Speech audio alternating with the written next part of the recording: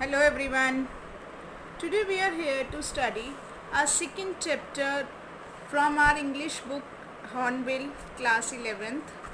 The chapter name is We Are Not Afraid to Die If We Can All Be Together, written by Gordon Cook and Alan East. In this chapter the writer Gordon Cook has shared his experience of voyage which he had experienced with his family. And the title, as you can see, We Are Not Afraid to Die, means हम मरने से नहीं डरते हैं if we can all be together, अगर हम सब साथ हैं. So ये लाइन जो है गॉर्डन कुक की जो बच्चे हैं उन्होंने बोला था when they were stuck in the middle of the sea. एक बहुत ही बड़े ओशियन में ये स्टक हो गए थे. तो कैसे, मतलब क्या सिचुएशन आई थी कि किस वजह से जो उनके जो किड्स थे उन्होंने अपने फादर को मोटिवेट करने के लिए ये लाइन कही थी. तो बहुत ही अच्छा चैप्टर है.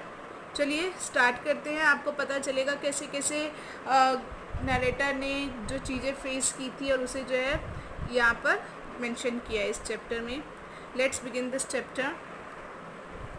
In July 1976, my wife Mary, son Jonathan 6, daughter Suzanne 7 and I set sail from Plymouth, England. अब यहाँ पर नरेटर जो है Gordon Cook himself, who is the writer of this chapter, वो कह रहे हैं कि जुलाई 1976 में उनकी वाइफ मैरी और उनका जो बेटा जॉनथन जो कि 6 ईयर का था और उनकी बेटी सुजैन जो 7 ईयर की थी, उन्होंने सेलमिन से बोटिंग करना स्टार्ट किया इंग्लैंड के प्लाईमाउथ सिटी से to duplicate the round the world voyage made 200 years earlier by captain James Cook. उन्होंने क्या अपनी सेल शुरू करी थी, किस चीज़ की?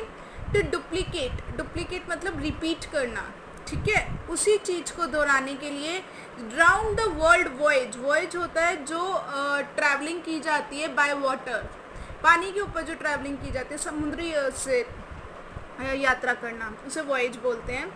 तो उन्होंने जो पूरी दुनिया को समुद्री रास्ते से पूरी दुनिया का राउंड लगाना, देखना, रिपीट करना चाहते थे, जो कि 200 ईयर्स पहले कैप्टन जेम्स कुक ने किया था. जेम्स कुक बहुत फेमस हुए थे क्योंकि उन्होंने पूरे वर्ल्ड का जो देखा था, समुद्र उससे वॉयज किया था. तो वो अब यहाँ पर जो है गॉर्डन कुक जो नरेटर है वो कहते हैं कि हमने भी वैसा ही सोचा कि हम भी पूरी दुनिया ऐसे ही घूमेंगे समुद्री रास्ते से. तो वो उन्होंने रिपीट किया.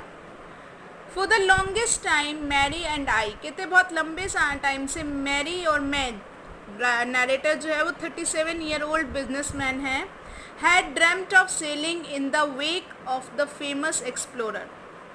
कहते कि हमने सपना देख रहे थे सेलिंग का, बोटिंग का, in the wake of famous. Wake of होता है मतलब किसी के बाद, लाइक अब जैसे फेमस हुए थे कैप्टन जेम्स कुक, तो कहते हैं हमने सपना देखा था कि अब उनके बाद हम जो एक फेमस एक्सप्लोरर हैं, अब उनके बाद हम ये चीज़ दोहराएं.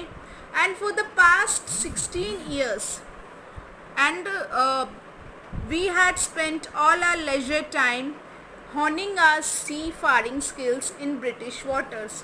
और कहते हैं पिछले 16 साल से हम हमारा जो लेजर, आराम करने का जो टाइम था, वो हमने किस में बिताया?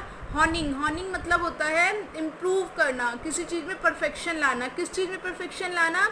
आर सी फारिंग स्किल्स, मतलब वो स्किल जो समुद्र के में ट्रैवल करने की, अंडरटेकिंग द सी जर्नी को ट्रैवल करने के लिए जो हमारी स्किल्स थे हम उसको इम्प्रूव कर रहे थे पिछले 16 सालों से. और वो कहाँ पर यात्रा करनी थी, इन्हें सेलिंग कहाँ करनी थी? इन ब्रिटिश वाटर, ब्रिटिश ओशियंस में सेल करना था, ठीक है. Our boat Wave Walker, a 23 metre 30 ton wooden hulled beauty. हमारी बोट का क्या नाम था? Wave walker. 23 मीटर और 30 टन जो थी वुडन हुल्ड ब्यूटी, मतलब जो लोअर पार्ट होता है शिप का, वो 30 टन वुड का था. और क्या था? हैड बिन प्रोफेशनली बिल्ट, उसे बहुत ही प्रोफेशनल तरीके से बनाया गया था. And we had spent months fitting it out, और हमने कई महीनों लगा दिए थे इसको फिटिंग करने में. And testing it in the roughest weather we could find, और इसकी जो हमने टेस्टिंग की थी बहुत ही बुरे से बुरे वेदर में हमने इसकी टेस्टिंग करी, सो दैट कि जब हम समुद्र पे यात्रा करने निकले तो हमें किसी तरह की कोई हमारी बोट में कोई दिक्कत ना लगे। ठीक है, तो वो कहते हैं कि कोई दिक्कत ना आए हमें, और मतलब हमें किसी चीज़ की परेशानी ना फेस करनी पड़े। The first leg of our planned 3 year, अभी नहीं पता था कि हमारे 3 इयर्स लग जाएंगे, मतलब अगर हम पूरी ऐसे दुनिया का ट्रैवल करेंगे इस समुद्री रास्ते से। तो कहते हैं जो हमारे प्लान्ड 3 इयर्स थे उसका जो फर्स्ट पार्ट था 105,000 kilometre journey passed pleasantly as we sailed down the west coast of Africa to Cape Town. जो हमारा फर्स्ट पार्ट था, हमने जो प्लान किया था 3 सालों का, उसमें 105,000 किलोमीटर जर्नी बहुत खुशी से बीत गई थी हमारी, जो कि हमने अफ्रीका की वेस्ट कोस्ट से शुरू करी थी और कहाँ पहुँच गए थे वो केप टाउन तक।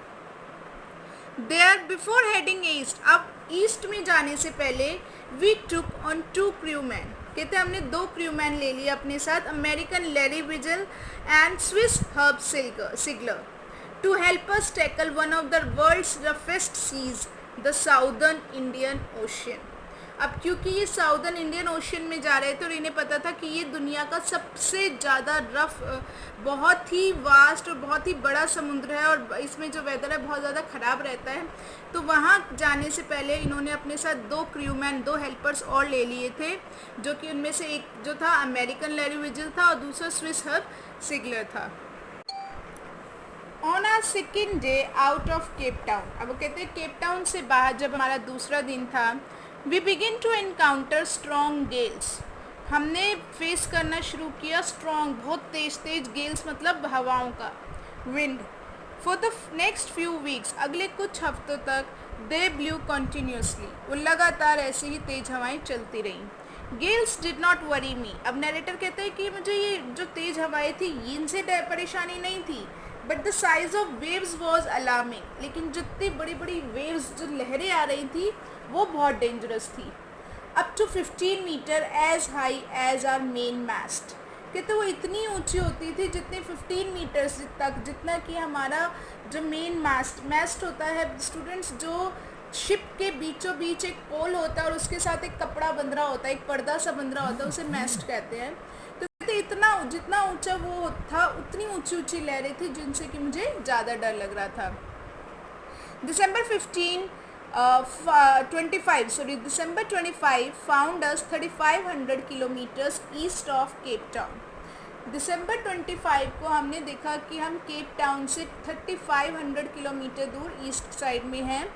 डिस्पाइट एट्रोशियस वेदर, मतलब बहुत ही बुरा वेदर होने के बावजूद, we had a wonderful holiday complete with the Christmas tree. अब क्योंकि यूएस वगैरह में क्या होता है 25 दिसंबर से न्यू ईयर तक हॉलीडेज़ होती हैं, तो कहते हैं कि हमने बहुत अच्छी हॉलीडेज़ स्पेंड करी और उस हमारे जो था क्रिसमस ट्री भी हमने बनाया था, तो बहुत अच्छे से हमारा स्पेंड हुआ। New Year's Day saw no improvement in weather, और नया साल का जो दिन था उसमें कोई भी इम्प्रूवमेंट नहीं दिखी, मौसम वैसे ही ख़राब था। But we reasoned that it had to change soon, लेकिन हमारे पास इसका रीज़न था कि ये जल्दी ही इसे बदलना था। एंड इट चेंज, और ये बदला भी सही, फॉर द वर्स, और भी ज़्यादा बुरा होने के लिए। At dawn on January 2 the waves were gigantic, कहते हैं जनवरी 2 के early morning, dawn means early morning का जो टाइम होता है, वेव्स जो थी और भी बहुत बड़ी बड़ी थी। We were sailing with only a small storm jib, हाँ वो स्मॉल स्टॉर्म जिप क्या होता है, एक ट्रायंगल सा एक पाल होता है जो कि मेस्ट के आगे लग रहा होता है, वेव्स को मतलब कंट्रोल करने के लिए, वेव्स से अपनी शिप को बचाने के लिए, मेन जो मास्ट होता है उसे बचाने के लिए। तो अब यहाँ पर राइटर कहते हैं कि हम जो सेल कर रहे थे, जो चल रहे थे, हमारे पास एक छोटा सा तूफान को रोकने के लिए एक जिप था। And we were still making 8 knots, और हम तब भी क्या कर रहे थे, 8 नोट्स जो होते हैं स्टूडेंट्स, ये एक समुद्र का कि जैसे हमारे यहाँ पर कितने किलोमीटर हम चल रहे हैं स्पीड मेजरमेंट करने के लिए होता है, वैसे ये जो नोट्स है सी की जो स्पीड होती है उसको मेजर करने के लिए। तो वो कह रहा है, राइटर कह रहा है कि हम 8 माइल पर आवर की स्पीड से हम लोग चल रहे थे.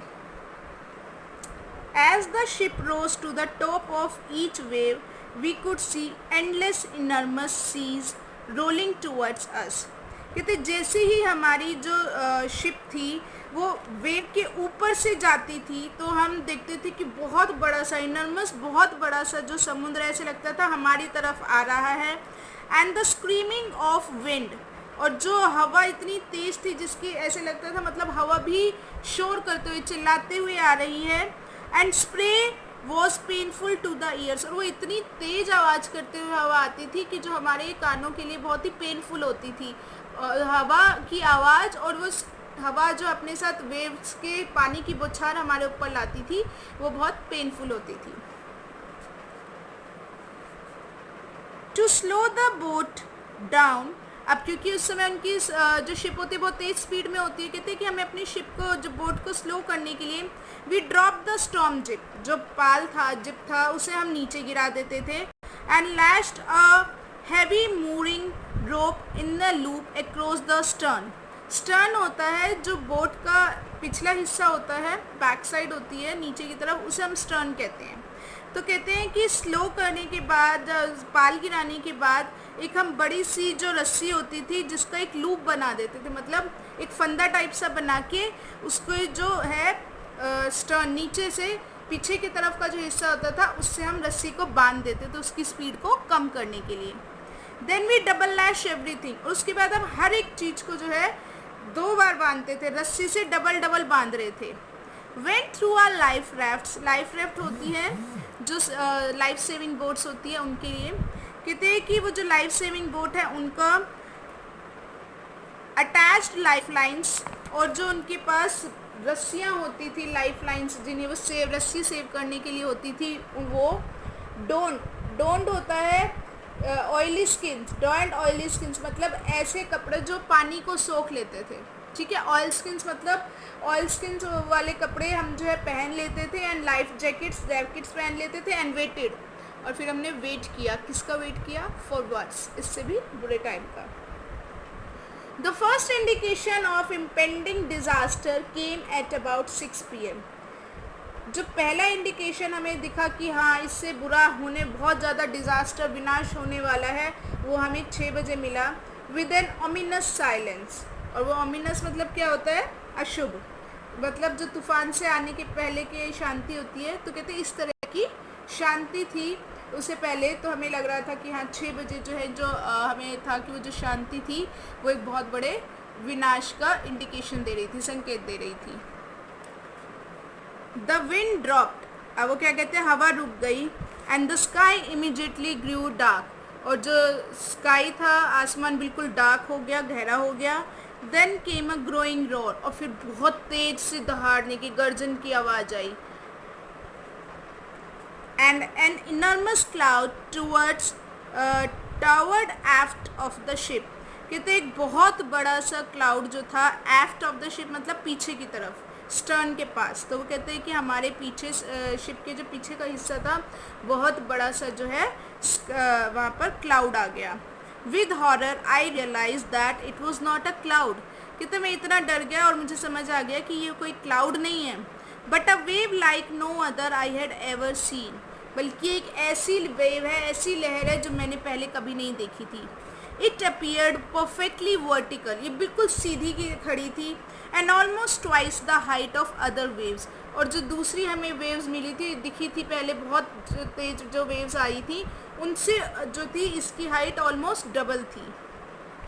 With a frightful breaking crest, और वो जो वेव थी वो क्या कर रही थी, बहुत ही डरावने तरीके से टूट रही थी. ब्रेकिंग क्रेस्ट मतलब जैसे पर्वत की चोटी टूट के नीचे की तरफ गिरती है, ये तो इतनी लंबी वेव थी. तो वो कह रहे कि उस वजह से जब वो गिर रही थी तो बहुत ही डरावनी सी वो लग रहा था, और ऐसा लग रहा था कि ये जो पर्वत की तरह, पहाड़ की तरह ये जो वेव है ये टूट रही है. The roar increased to a thunder as the stern moved up the face of the wave. और ये जो रोर थी, ये जो गर्जना थी, इंक्रीज बढ़ गई टू अ थंडर मतलब गड़गड़ाहट की में बढ़ गई. एज द स्टर्न, जैसे ही जो बोट का पिछले हिस्सा था ऊपर की तरफ उठा, face of the wave, wave की से आने से ऊपर की तरफ उठा. एंड फॉर ए मोमेंट, और एक मिनट के लिए, I thought we might ride over it. कहते एक मिनट के लिए मुझे लगा कि शायद हम इस वेव को जो है पार कर लेंगे. But then a tremendous explosion shook the deck. लेकिन तभी क्या हुआ, एक बहुत ही बड़ा सा एक्सप्लोजन, विस्फोट हुआ, जिससे कि जो डेक मतलब फ्लोर, तो जो बोट का जो फ्लोर था वो बिल्कुल हिल गया. A torrent of green and white water broke over the ship. कहते हैं एक जो बहुत तेज पानी की जो वेव थी, ग्रीन और वाइट कलर की, वो क्या हुआ, हमारे शिप के अंदर फूट पड़ी. मतलब हमारी शिप में ग्रीन और वाइट कलर का पानी आने लग गया. My head smashed into wheel. और पानी का बहाव इतना तेज था, वो कहते हैं कि मेरा जो सिर था वो व्हील में, जो स्टीयरिंग था उसमें टकरा गया. And I was aware of flying overboard and sinking below the waves. और कहते हैं मैं फील कर पा रहा था कि मैं जहाज के ऊपर से उड़ रहा हूँ और जो है वेव्स के नीचे जो हो रहा है डूब रहा हूँ, गिर रहा हूँ. I accepted my approaching death. अब वो कहते हैं कि मुझे लग रहा था कि मेरी डेथ होने वाली है, मैंने एक्सेप्ट कर लिया था. And as I was losing consciousness, और जैसे ही मैं अपनी कॉन्शियसनेस को लूज़ कर रहा था, मतलब मैं बेहोश हो रहा था, आई फेल्ट क्वाइट पीसफुल. मुझे बहुत शांति फील हो रही थी. Unexpectedly my head popped out of water. वो कहते हैं कि अचानक से, जिसकी उम्मीद नहीं थी, मेरा जो हेड था वो पानी में से बाहर की तरफ निकला. अ फ्यू मीटर्स अवे, कुछ ही दूरी पर, वेव वॉकर क्या है, शिप का नाम है उनकी, राइट, वॉज नियर कैप्साइजिंग. और वो क्या कह रहे हैं कि वेव वॉकर जो थी वो बिल्कुल क्या कैप्साइजिंग हो रही थी, मतलब ओवरटर्न हो रही थी, पलटने वाली थी. हर मैस्ट ऑलमोस्ट हॉरिजेंटल. अब मैस्ट कैसे होते हैं, वर्टिकल स्ट्रेट खड़े होते हैं, तो कहते हैं लेकिन अब जो मैस्ट थे ऑलमोस्ट वो नीचे गिर गए थे, हॉरिजेंटल हो गए थे. Then a wave hurled her upright. और अचानक से एक तेज लहर आई और उसने क्या कर दिया, उस शिप को अपराइट कर दिया, मतलब सीधा कर दिया. जो वो शिप पलटने वाली थी, वो लकीली वो वेव आई और जिससे कि उनकी शिप जो है सीधी हो गई. My lifeline jerked. और कहते हैं कि जो मेरे पास जग्ड मतलब वो जो रस्सी बांधी हुई थी वो अचानक से झटके से टाइट हो गई. आई ग्रैब द गार्ड रेल्स. मेरी जो वहाँ पर शिप में जो रेलिंग थी उसको मैंने ग्रैब किए, पकड़ा. And sailed through the air into wave walkers main boom. और कहते हैं कि मैं सेल करके, तैर कर जो है वेव वॉकर में जो मेन बूम होता है, एक लंबा सा पोल जिससे कि वो मैस्ट बंधा होता है, कहते हैं कि मैं तैर कर वहाँ तक गया. Subsequent waves tossed me around the deck like a rag doll. Rag doll होता है स्टूडेंट्स जो पुराने कपड़ों की जो डॉल बनाते हैं. तो कहते हैं कि ये जो साथ साथ जो दूसरी वेव्स आ रही थी वो मुझे डेक पर, मतलब फ्लोर पर ऐसे उछाल रही थी जैसे एक डॉल को इधर उधर उछालते हैं. तो वैसे ही जब वो पोल की तरफ जा रहा था नैरेटर, तो वो ऐसे मतलब जो वेव्स थी उसको कपड़े की डॉल की तरह इधर उधर उछाल रही थी. इतना ज़्यादा जो था फ्लो था वाटर का उस वहाँ पर. My left ribs cracked. कहते हैं मेरी जो लेफ्ट रिप थी क्रैक, मतलब उसमें से जो है क्रैक हो गई थी. My mouth filled with blood. और क्योंकि वो इधर उधर बहुत ज़्यादा गिर रहा था, वो व्हील स्टीयरिंग पे गिर गया था. और अब जो तेज़ हवा चल रही थी तो एक पानी की जो वेव्स आ रही थी वो इधर उधर जो है राइटर को उछाल रही थी. तो कहते हैं कि उससे मुझे बहुत चोट लगी, उसकी रिब्स क्रैक हो गई और उसका जो मुँह था पूरा ब्लड से भर गया और उसके जो दांत थे वो टूट गए थे. Somehow I found the wheel. और कहते किसी तरह मुझे वो जो स्टीयरिंग मिल गया. Lined up the stern for next wave and hung on. कहते मैंने जो स्टर्न था नेक्स्ट वेव का, मतलब जो लाइंड अप द स्टर्न, मैंने अपने स्टर्न को जो है सीधा किया अगली वेव के लिए और हंग ऑन, और उसे बहुत टाइटली पकड़ लिया. Water water everywhere. अब नरेटर कहते हैं कि हर जगह पानी ही पानी था. I could feel that the ship had water below. Narrator कहते हैं कि मैं फील कर सकता था कि जो मेरी शिप है उसमें नीचे पानी भर गया. But I dare not abandon the wheel to investigate. लेकिन मेरे में इतनी हिम्मत नहीं थी कि मैं इन व्हील स्टीयरिंग को छोड़कर ये चेक कर सकूं कि कितना पानी शिप में भर गया है. Suddenly the front hatch was throne open. Hatch means door. कहते तभी अचानक से जो सामने का दरवाज़ा था बहुत तेज़ी से खुला. And Mary appeared. और मैरी आई. वी आर सिंकिंग, और उसने क्या बोला, हम डूब रहे हैं। शी स्क्रीम्ड, वो चिल्लाई। द डेक्स आर स्मैश्ड, कहते फ्लोर जो है शिप का वो टूट गया है। We are full of water, हम पानी से भर गए हैं। Take the wheel, I shouted as I scrambled for the hatch. अब वो कहते हैं कि मैंने चिल्लाकर बोला, जैसे मैं अपने हाथ पैरों को मारते हुए दरवाजे की तरफ जा रहा था, मैंने उसको बोला, अपनी वाइफ को, मैरी को, कि स्टीयरिंग को पकड़ो। Larry and Hub were pumping like madman, कहते लैरी और हब जो उनके दो क्रू मेंबर्स थे, कहते वो पागलों की तरह जो शिप में से थे पानी निकाल रहे थे।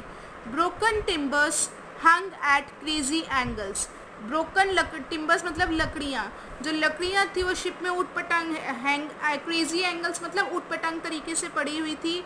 The whole starboard side bulged inward, और जो पूरा स्टारबोर्ड साइड मतलब जो बाहर का हिस्सा था वो अंदर की तरफ धंसना शुरू हो गया था। Clothes, crockery, charts, tin and toys sloshed about in deep water. अब वो क्या कह रहे हैं कि जितना भी शिप में सामान था, कपड़े थे, क्रॉकरी थी, चार्ट, टिन, टॉयज, वो सारे जो उस पानी में स्प्लैश कर रहे थे, मतलब दिख रहे थे, तैर रहे थे।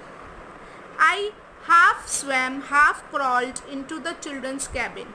अब यहाँ पे नरेटर कहते हैं मैं आधा तैर के और आधा रेंगते हुए जो है बच्चों के कैबिन तक गया। Are you all right, I asked, मैंने पूछा क्या तुम ठीक हो। Yes they answered from an upper bunk, अब वो जो थे जिस बेड पे सो रहे थे, ऊपर वाला जो बर्थ था उसमें से उन्होंने बोला कि हाँ। But my head hurts a bit said Sue, अब वो कहते सू ने मुझे, pointing to a big bump above her eyes, उसकी आइज़ के ऊपर एक जो सूजन हो गई थी बड़ी सी, तो वह वहाँ पर हाथ रखते हुए बोलती है कि लेकिन मेरे को हेड पर यहाँ पर जो है थोड़ा बहुत पेन हो रहा है। I had no time to worry about bumped heads, अब यहाँ पे नरेटर कहते हैं कि लेकिन मेरे पास उतना टाइम नहीं था कि मैं जो उसका सिर पे जो सूजन हो रही थी उसके लिए मैं परेशान होता।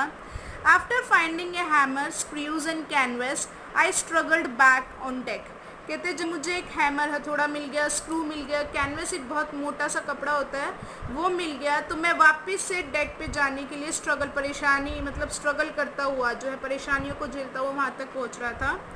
With the starboard side bashed open, अब जो आगे का हिस्सा था वो क्या कहते हैं टूट कर खुल गया था। We were taking water with each wave that broke over us, अब जो आगे का हिस्सा टूट गया था उसकी वजह से जो पानी आ रहा था लहरों से, कहते हम उस पानी को जो थे बाहर निकाल रहे थे। If I could not make some repairs we would surely sink, कहते हैं कि अगर मैं वहाँ पे रिपेयर ठीक नहीं करता उसको तो पूरी तरह से हम, मुझे उम्मीद है कि हम डूब जाते। Somehow I managed to stretch canvas, कहते किसी तरह मैंने मैनेज किया जो कैनवस था, जो मोटा सा कपड़ा था, उसे फैलाने का। And secure water proof hatch covers across the gapping holes, और जो वहाँ पर होल्स बन गए थे उनके ऊपर जो था वाटर प्रूफ जो ये कैनवस था उसे बिछा दिए, पूरा फैला दिए, ताकि ये जो होल्स हैं उनमें जो गैप बन गया है उनको कवर किया जाए।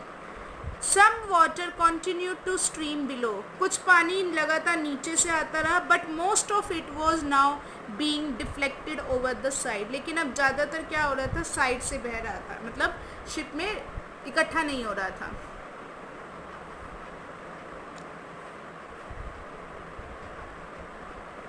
More problems arose when our hand pumps started to block up with the debris floating around the cabins. अब वो क्या कहते हैं, ज़्यादा प्रॉब्लम कब शुरू हुई, जब हमारे हैंडपम्प जो थे, जो डेब्रिस के मतलब जो वहाँ पर जो जंक था, मलबा था जो पानी के साथ बह रहा था कैबिन्स के पास, वो उन हैंडपम्प में ब्लॉक होने लग गया, तब प्रॉब्लम बढ़ी। And the electric pump short circuited, और जो इलेक्ट्रिक पंप था पानी निकालने वाला उसमें करंट आ गया था। द वाटर लेवल रोज थ्रेटनिंगली, कहते जो पानी का लेवल था बहुत ही खतरनाक था, उसमें बढ़ रहा था। Back on deck I found that our 2 spare hand pumps had been wrenched overboard along with the forestip sail, the jib, the dinghies and the main anchor, कहते हैं पीछे की तरफ फ्लोर पर मैंने देखा कि हमारे पास 2 जो एक्स्ट्रा हैंड पम्प्स थे वो बहुत ही डैमेज उसमें रखे हुए थे, और उनके साथ ही फोस्टे सेल मतलब जो आगे का पाल होता है वो, जिब जो मैंने आपको बताया था स्टॉर्म जिब होती है, ट्रायंगल से सेल होता है वो, द डिंगीज होता है स्मॉल बोट्स, और एक मेन एंकर उनके साथ रखे हुए थे 2 spare hand pumps. Then I remembered we had another electric pump under the chart room floor. अब नरेटर कहते हैं कि फिर मुझे याद आया कि चार्ट रूम फ्लोर के नीचे हमारे पास एक और इलेक्ट्रिक पंप है. I connected it to an out pipe and was thankful to find that it worked. कहते हैं मैंने उसे आउट पाइप से कनेक्ट किया और मैं थैंकफुल हुआ कि चलो ये तो चल रहा है कम से कम. The night dragged on with an endless bitterly cold routine of pumping, steering and working the radio. कहते हैं रात जो है ऐसे बीत रही थी, एंडलेस मतलब कि ऐसी रात थी जो ख़त्म ही नहीं हो रही थी, जिसमें बहुत ही ज़्यादा जो थी ठंड थी. और ये क्या काम कर रहे थे अब यहाँ पर राइटर? पंपिंग, पानी बाहर निकाल रहे थे, स्टीयरिंग, जहाज चला रहे थे, and working the radio, radio पे वर्क कर रहे थे कि कहीं उन्हें कनेक्टिविटी मिल जाए. We were getting no replies to our Mayday calls. Mayday calls होता है स्टूडेंट जो इंटरनेशनल रेडियो कॉल्स जो होती है समुद्र के उससे, जैसे एरोप्लेन से भी हम लोग आप देखते हो कि नेविगेशन के थ्रू कंट्रोल होता है, वैसे ही मेडे कॉल्स होती है जो समुद्र में जो शिप्स चलते हैं उनका रेडियो कंट्रोल जो वो वहाँ पर जो मेन उनका हब होता है उससे कनेक्टिविटी करने के लिए वो जो सिग्नल्स देते हैं. तो कहते हैं उनसे हमें कोई रिप्लाई नहीं आ रहा था. Which was not surprising in this remote corner of the world. और जो कि बिल्कुल भी हैरानी की बात नहीं थी कि हम दुनिया के एक ऐसे रिमोट कॉर्नर पे है तो वहाँ पर मेडे कॉल्स जो है वो ऑब्वियसली नहीं चलेंगी, तो उनमें हमें कोई हैरानी नहीं हो रही थी. सूज हेड हैड स्वोलन अलार्मिंगली. सू का जो सिर था मतलब जिसमें बहुत ज़्यादा स्वेलिंग आ रही थी, बहुत ही खतरनाक तरीके से बढ़ रही थी उसकी swelling. She had 2 enormous black eyes, और उसकी जो आइज़ थी बहुत ही बड़ी बड़ी ब्लैक कलर की हो रही थी. Now she showed us a deep cut on her arm, और अब उसने हमें अपने हाथ पर जो एक बहुत गहरा कट लग गया था वो दिखाया. When I asked why she had not made more of her injuries before this, तो उसने जब उससे पूछा गया कि उसने पहले क्यों नहीं ध्यान दिया इन बड़ी बड़ी इंजरीज चोटों के लिए, शी रिप्लाइड, उसने कहा I did not want to worry you, मैं आपको परेशान नहीं करना चाहती थी. When you were trying to save us all, जब आप हम सबको बचाने की कोशिश कर रहे थे. तो स्टूडेंट ये आपका फर्स्ट पार्ट है, बाकी का चैप्टर हम सेकेंड पार्ट में पढ़ेंगे. Thank you.